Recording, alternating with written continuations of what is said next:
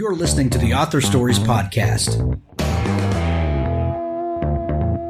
bringing you the story behind the stories and the storytellers. Margaret White, Terry Brooks, Sheena Kamal, Matthew Quick, J.T. Ellison, Walt D. Williams, Brad Thor, Corey, Dr. O, Brandon Sanderson, Robin Mom, Ernest Quine, Jim Butcher, Sherwin Harris. Visit hankgarner.com for archives of all the shows. Today's guest is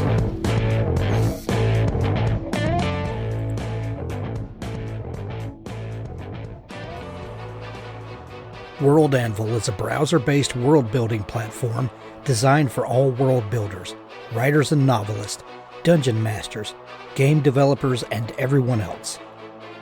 World Anvil keeps your world setting safe and organized, helps you find your characters, locations, plots, timelines, and maps quickly and easily as you write.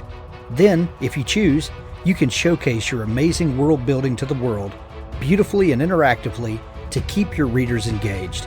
You can even use our professional tier to build your career selling access to behind-the-scenes content your readers will love and growing your community.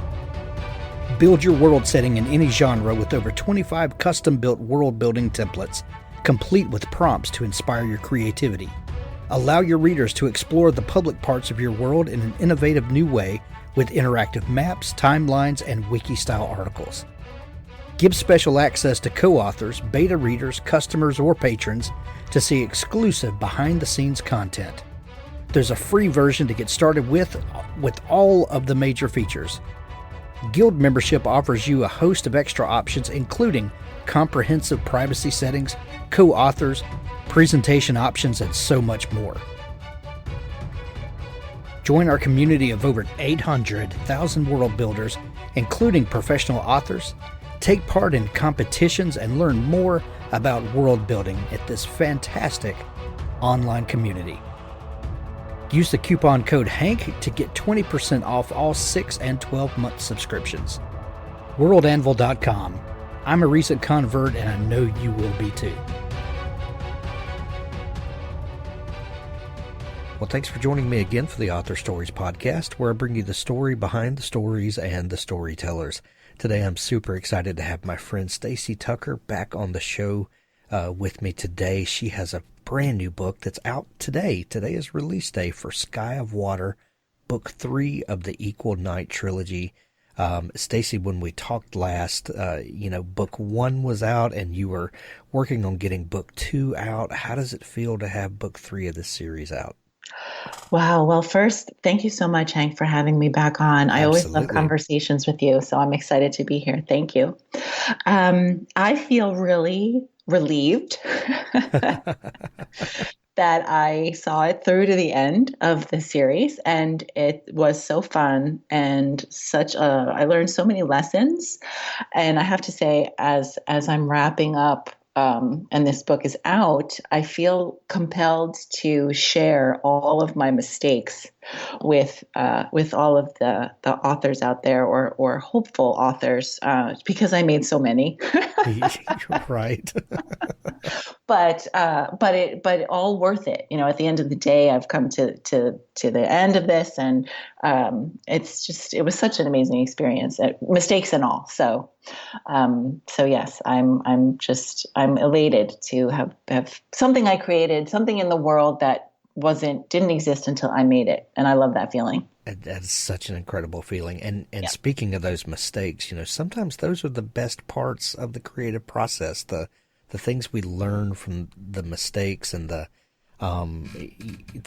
turns that we take that we never anticipated. Sometimes those can be, like Bob Ross used to say, the happy accidents that turn out the best. Right.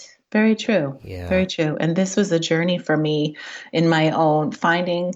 In the books, it was the protagonist was finding her own true, confidence and power within herself. And that really was we all put ourselves in our books. And that was really my journey as well, was to find my confidence and to promote. And I know many authors are shy about promoting themselves, but you really need to. And so that was a big lesson for me, and just my journey of really coming into my own confidence of of promoting my work.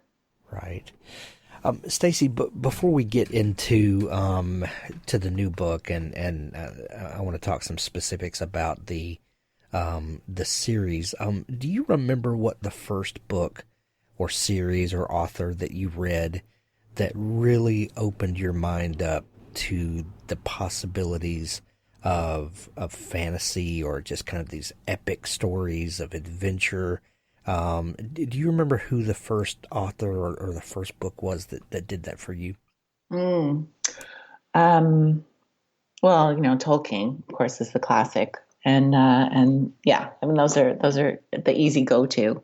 And it's funny because I was never really a fiction reader until and then of course the Harry Potters, which I think I may have shared the story before, where I read the Rowling books, and I thought, oh gosh, why bother?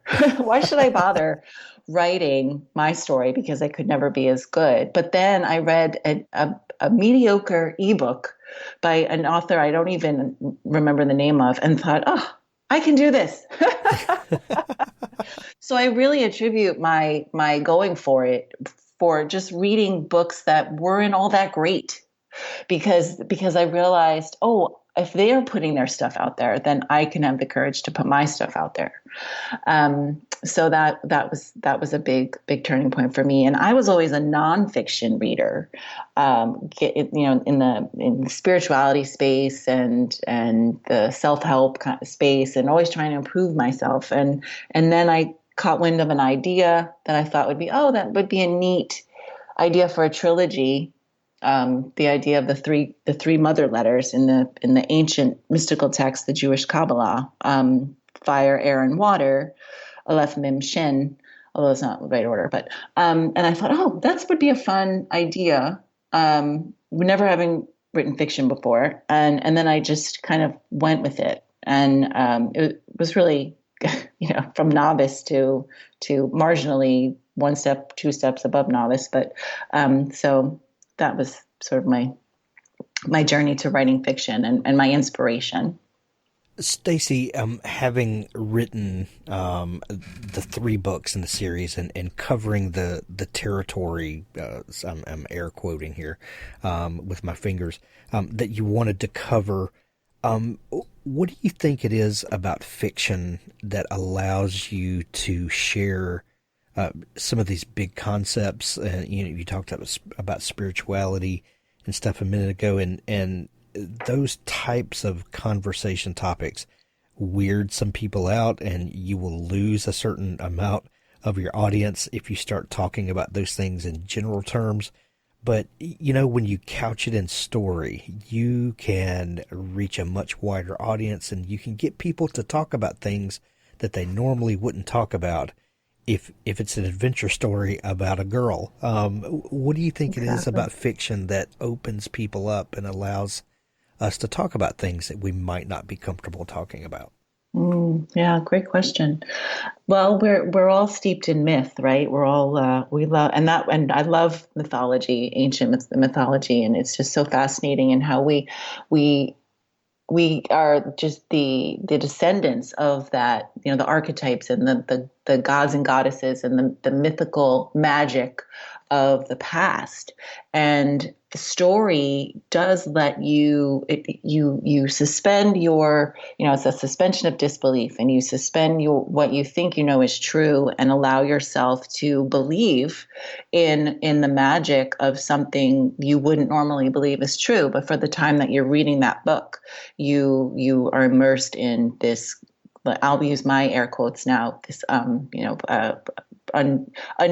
untruths or magic world, when I have tried to live my life and write in these books that, we're all just straddling the line between reality and magic in our own lives.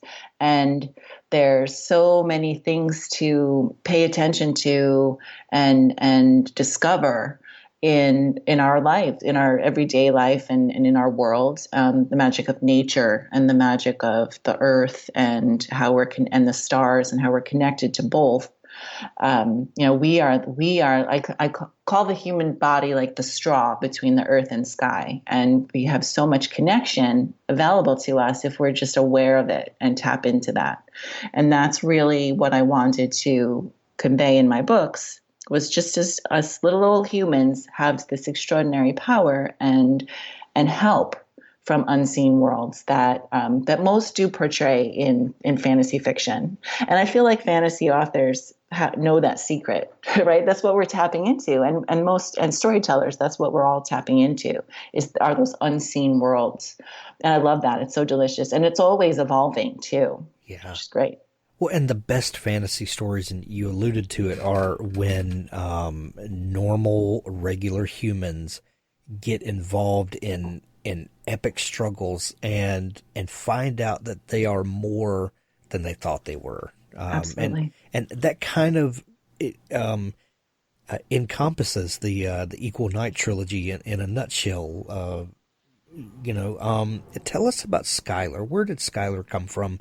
Let's recap the series just a little bit for people that may be just coming in.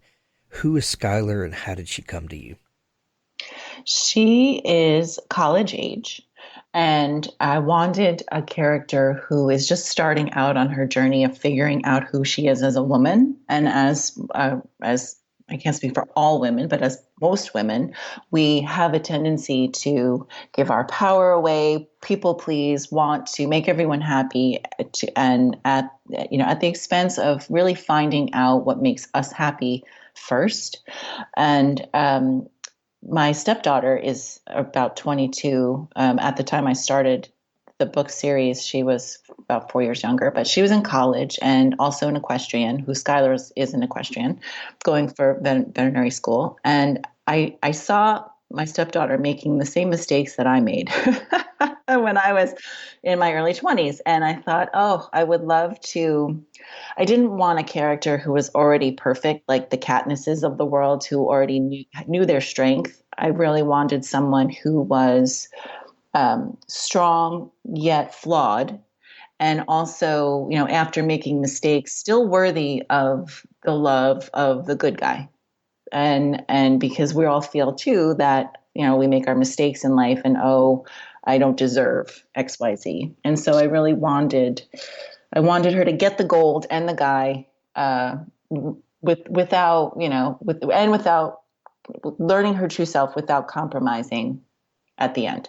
So I hope I've conveyed that. Well, and a college age heroine is a really unique protagonist to have, because there's lots of YA fiction where the heroine is 15 or 16 maybe, and that allows you to do certain things, but it also prevents that character from being able to do certain things, because we all know 15 and 16-year-olds, and their ideas of the way the world is are not quite fully formed, or they're naive about things or whatever.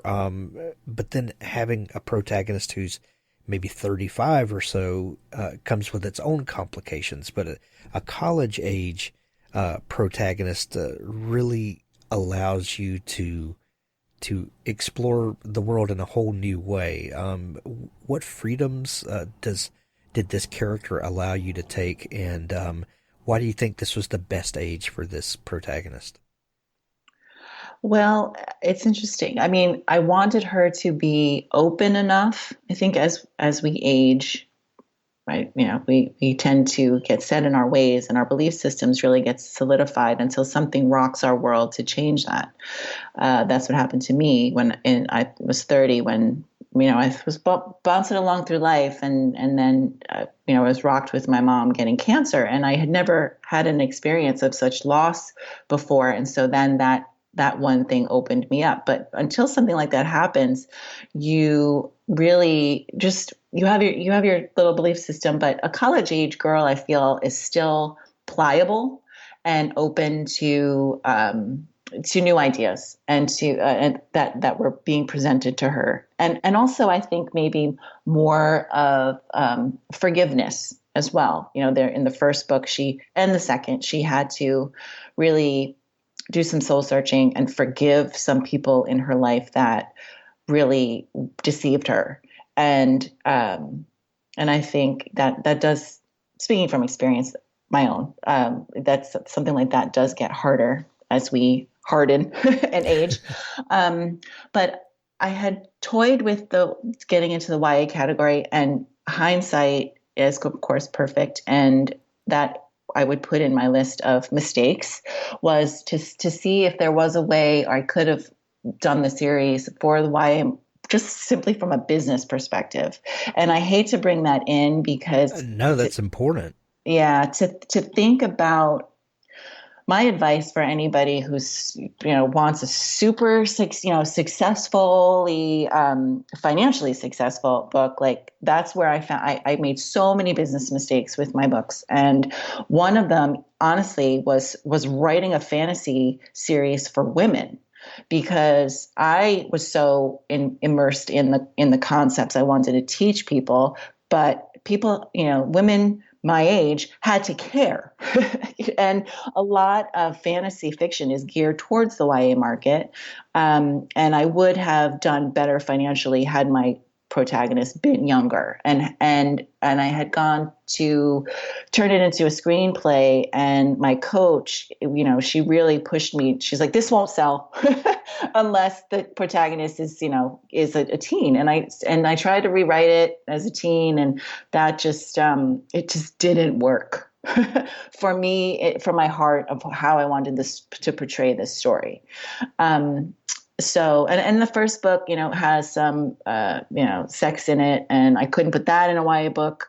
So, that was kind of out. And, so there was just a lot, I straddled a lot of boxes, and still in publishing, there's still those boxes that they want to put you in for selling your books. And I just couldn't ever, and it's the story of my life, I think, I just could never get it into one good box. And the YA category is great because it's this huge, it could be anything. It could be any kind of topic, and you just label it YA and you're good to go.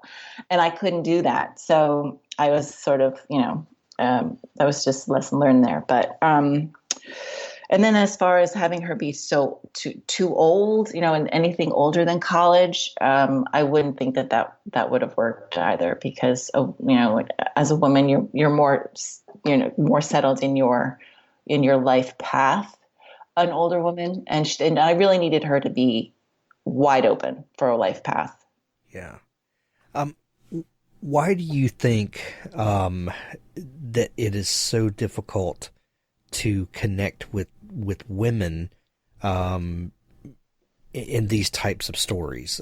We know that that it's so important for women to be empowered. We know that the world would be without the feminine influence, this would be a terrible place.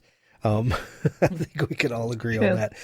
Yeah. Why is it so difficult to connect with women with stories like this, do you think? What do you think that women have been told or whatever that some of them believe that the epicness of life doesn't apply to them? A very good question. I do think there definitely is a small market for it. It's Sure. But women love relationships. That books on relationships, stories about relationships, whether they be romantic or sisters, like Frozen. The relationship is really the draw of female readers.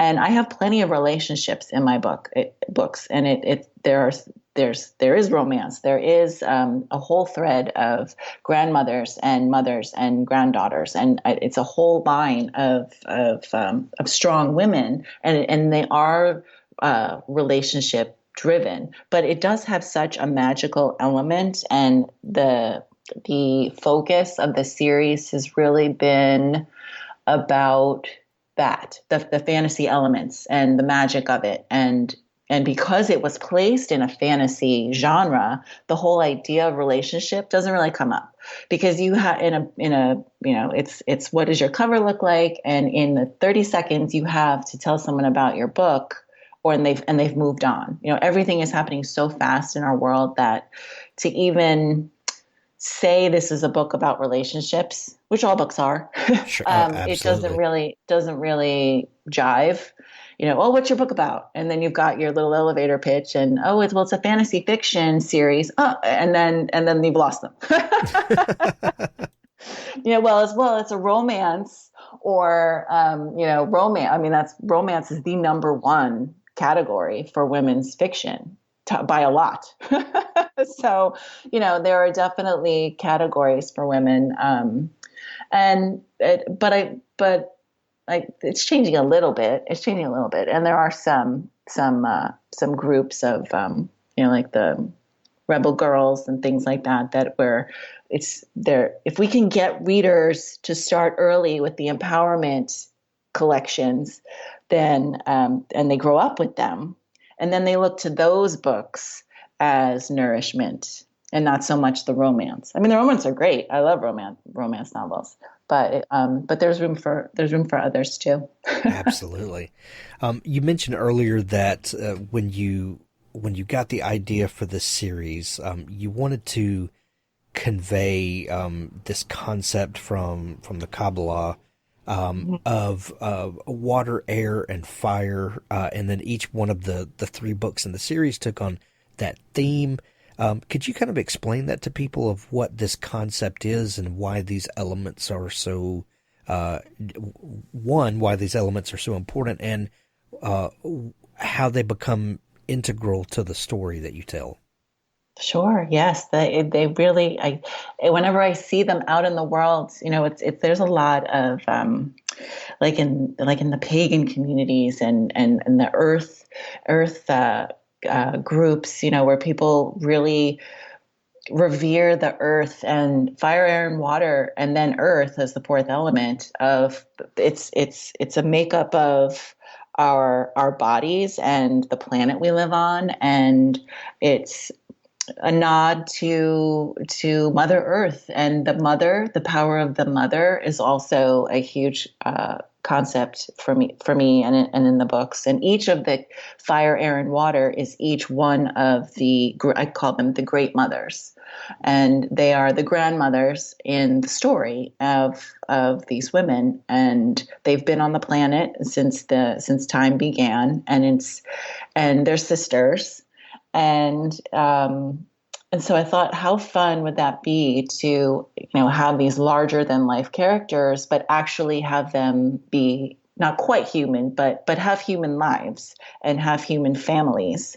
And so Skylar in the first book finds out that she is the granddaughter of one of the great mothers, and then goes on this journey, and they're here to help bridge a new world, right? And we're seeing it now play out in our current world of how things are changing, and we're moving toward just a different way of life than we have in the past. And Skylar, one of Skylar's main goals is to help create the new world as we see the old crumble around us. And another thread of the story is it takes place around the 2020 presidential election.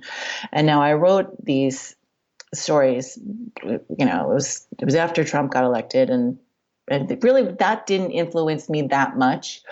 What really influenced me was this idea of Tecumseh's curse, which is that every 20 years since the early 1800s, a president has either been assassinated, gotten sick, or attempted, their life was, attempted for every 20 years. And 2020 is the year. And so I thought, that sounded, I want to put that in there.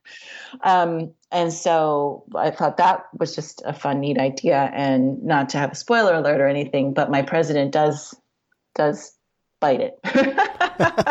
And then, and replacing him is a woman. And so, because he had taken on a female vice president as just a ploy to get elected, and then she actually ends up becoming president and running the country and starting a new chapter for the world, because she is I don't want to spoil too much, but she is of the supernatural variety. And so it just takes on a wonderful twist to, to what would the world look like if a witch was in the White House? I don't know. But I just thought so I love that concept so much because it really highlights the idea that there's always something bigger going on behind what we can see, and how the spiritual world, if you want to use that term, bleeds over into our world, and we're always a little closer than we think that we are. It's so much fun, so much fun.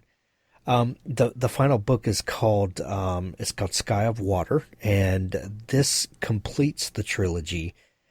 Did going through all of the steps, all of the parts of the journey with Skylar, did that allow you to tell to communicate the truths that you'd always been wanting to? Was it a fulfilling experience to wrap up these 3 books with this character? Very much so. Very much so. And when I was finished, like I said earlier, I felt a relief of, wow, it's complete. And it really, it was, I had a tear in my eye, and I thought, oh gosh, what am I going to do now? but that's okay. I like the open-ended question of what I'm going to do now. I'm still figuring that out, but I do feel that I reached my goal. I had a mission, and it drove me to do this for 7 years, 7-year process for the 3 books. And the first book was it took me 3 years, the second book a year, and then the third book 6 weeks. So, wow. Right. It just was quite something. One, I had a deadline, which was always lights of fire. But also, that really honestly was I wanted it to get out because just our world moves so fast that, and people forget what you did a month ago. So forget about a book from 2 years ago. But so now I'm enjoying celebrating the 3 of them together. It's been fun. Well, as a writer, what changed for you from book 1 to book 3? I know deadlines, like you mentioned, but how do you feel like you grew as a writer through this process of these 3 books? I have a stronger backbone than I did at the beginning of this. I thought everyone was going to just love my book the way I did. And so getting those, a couple, there were some who loved it and some who didn't. And so those first couple not so great reviews really hurt. And I thought, oh, here I am pouring my heart and soul out and bringing it to the world, and someone's just going to pee all over it. And that just was horrible. And so I had to go through that process. And so now I'm much better at feeling like, do those matter? Sure, but not so much. And knowing that I'm doing my best and I enjoy what I do and I love what I do, and sharing it is just part of the process, and letting it go and letting it be whatever it's going to be out in the world, and trying my best. I wasn't great with the first one or even the second too, with really, marketing and saying, oh, buy my book. I thought people will find it who really want it. And now I'm more, I'm out there more. I'm more visible with them. And that's been a big turning point for me. So that's been good. Do you, will you write more fantasy? Do you see that on the horizon for you? I think so. Not right away. I'm enjoying not writing right now. That feeling. Yes. But I have said I would love to do middle grade fiction. My son is a middle schooler, and I think that they are they're sponges, and they love to read and have the time to read and enjoy books. in a different way than adults. So I like that group, and I'm going to explore that next. That is going to be amazing. I can't wait to see what you come up with. Thank you. Book 3 of the Equal Night Trilogy, Sky of Water, is out everywhere today. There's links to it in the show notes. I highly recommend you picking up the entire trilogy. We'll link up the whole trilogy there. This is an amazing journey that we have barely scratched the surface of, but you guys are going to love this series. As a man who is not a woman, I thoroughly enjoyed this series, so I know that everyone else will as well. Stacey, if people are just learning about you and want to connect with you online, where can they do that? My website is Stacey with an E, StaceyLTucker.com. And I'm also on Instagram and Facebook as Stacey L. Tucker. And the first week that Sky of Water is out, the ebook is going to be 99 cents because everybody is home right now reading lots of books. So we're making a sale for the first one, and actually the first 2 ebooks are 99 cents because they're of their age. So you can get the whole series for $3 on an ebook version, of course. But. Yes, and we will definitely link that up. Stacey, this has been so much fun catching up. Thank you for all the work that you do, and thank you for taking time to come back on the show. Hank, this has been so fun. Thanks so much for having me. Authors, I have a fantastic new service to tell you about. It's called PubSite. PubSite is a service to help you build your very own website, your home on the web, where you can promote your work and give your fans a place to connect with you. PubSite is a website platform that allows every author, regardless of budget, to have a great-looking professional website developed by the book marketing professionals at FSB Associates. PubSite is the new, easy-to-use DIY website builder developed specifically for books and authors. Whether you're an author of 1 book or 20, or a small publisher, PubSite allows you to build, design, and most importantly, update your website pain-free. No need to be dependent on a designer or webmaster to make a small but costly change to your website. Save the money and do it yourself. PubSite is the best platform for authors because it's a book-centric platform. PubSite was built just for authors and small publishers. Every design, feature, and layout is book-centric. They have customized designs for you to use. It's easy to build. No coding or HTML is necessary to create a stunning, professional-looking website with all the features you want. Get a custom domain name, yourname.com. It's simple to update. You can add all of your books, add a blog and a book tour, sell from any retailer, manage your email list and social media, and even do e-commerce. Build your website with a 14-day free trial, then pay just $19.99 per month, which includes hosting, and we offer packages starting at $499 to set up the website for you.